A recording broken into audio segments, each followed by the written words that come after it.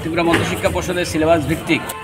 এসটিআইটি কর্তৃক প্রকাশিত নবম, দশম, একাদশ, দ্বাদশ শ্রেণীর বইগুলো, যেগুলো আগে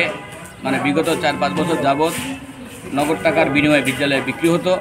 আমাদের the all Tripura book sellers and publishers অ্যাসোসিয়েশনের দীর্ঘ দাবি এবং আমাদের প্রস্তাব মতে রাজ্যের মাননীয় শিক্ষামন্ত্রী তথা মুখ্যমন্ত্রী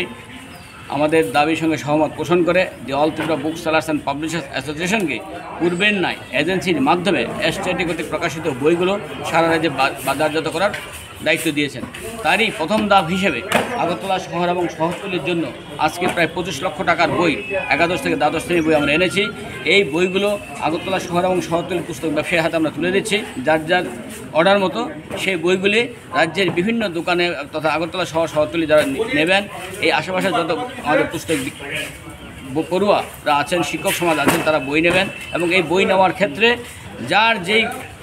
পছন্দ সেই বই নেবেন এবং মুদ্রিত মূল্যে, যেভাবে স্কুলে মুদ্রিত মূল্যে বিক্রি হতো প্রতিটি দোকানে কোনো রকম বাধ্যবাধকতা নেই, যার যেমন পছন্দ সেভাবে বইগুলি নেবেন। তারই শুভ উদ্যোগ এখানে আমরা করেছি।